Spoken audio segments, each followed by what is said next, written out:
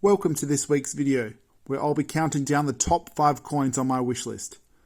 Now, to set some expectations on this video, none of these coins are worth millions of dollars. That's a bit outside my price range. But they're coins I can realistically see myself owning. They're worth a reasonable amount and have some scarcity, but I hope to own them in the not too distant future. I'll also be giving some general information on these coins that I hope you'll find interesting. I won't be fussing over particular years or varieties. For the grading, I'll be wanting to purchase them in a very fine condition, and that's what I'll be basing the price that I hope to pay for them on. Let's get started.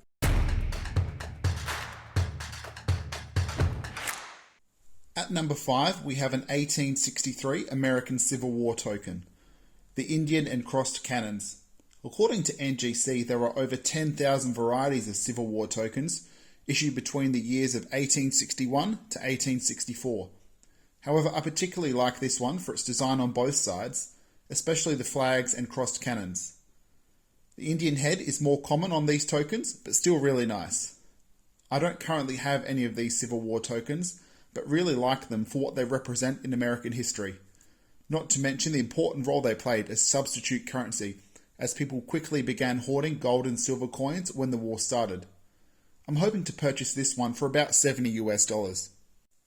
In 4th place is the iconic Cartwheel 2p from Great Britain. Along with its 1 penny counterpart, it has only a 1797 date, but was in fact minted for several years. It features George III. Now this is a huge coin, and the largest to be circulated in Britain. Weighing 2 ounces or 56.7 grams, obviously a shilling's worth is too much for one pocket to handle.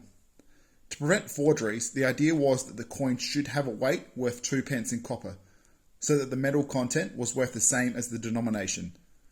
For reference, this was the next 2p coin minted for circulation in 1838, which weighed only 0.33 ounces or 0.94 grams. Only 1.7% the weight of the cartwheel.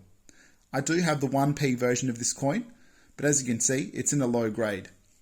The 2p cartwheel is quite scarce, with 700,000 being minted.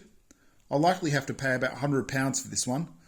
It will be money well spent though, as this is a fantastic coin that all collectors of British coins have their eye on to some extent.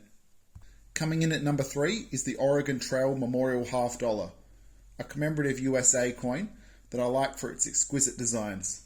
On the front we have a Native American standing in front of a map of the USA, and on the back shows an ox-drawn wagon heading towards the setting sun. The coin commemorates the people who travelled the Oregon Trail and settled on the Pacific coast during the mid-19th century. However, this coin has had its issues, being made at 3 different mints and from the years 1929 to 1939. Pretty long for a commemorative coin, with some collectors suggesting that it was purely to stretch profits as far as possible. But I don't let mintage numbers hinder my desire for a coin, and this also gives me the opportunity to buy it at a cheaper price. I'd hope to pay about $70 US for this one. At number 2 is another George III period coin, the 3 shilling English bank token. These silver coins were minted for 6 years between 1811 and 1816, featuring 2 different obverse designs, along with a 1 shilling 6p denomination. They were introduced to help relieve a shortage of circulating coinage during the Napoleonic Wars. I like this coin as it represents a significant time in European history. The Latin script around George's head reads George III, by the grace of God King. I'd be happy to obtain this one for about £75. I may have seen too many Watch Mojo videos, but here are some honourable mentions. An Edward VIII Australian Fantasy Crown, USA Peace Dollar, and another George III English Crown. And at number 1, we have the stunning Australian Shield Gold Sovereign. This is an absolutely beautiful gold coin and my favourite of the Australian gold sovereigns. Nearing the peak of the Australian gold rush, they were made at the Melbourne and Sydney mints between 1871 and 1887. Featuring a young Queen Victoria, it's made from 22 carat gold. Like in other countries, sovereigns are highly sought after coins, and not just for their gold content. The Australian ones symbolise a time period in Australia where gold was abundantly accessible but competitively sourced.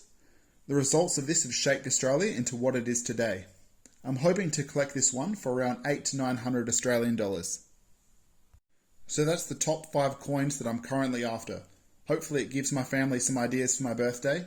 Let me know in the comments which coins you guys are currently looking for. Thanks for watching.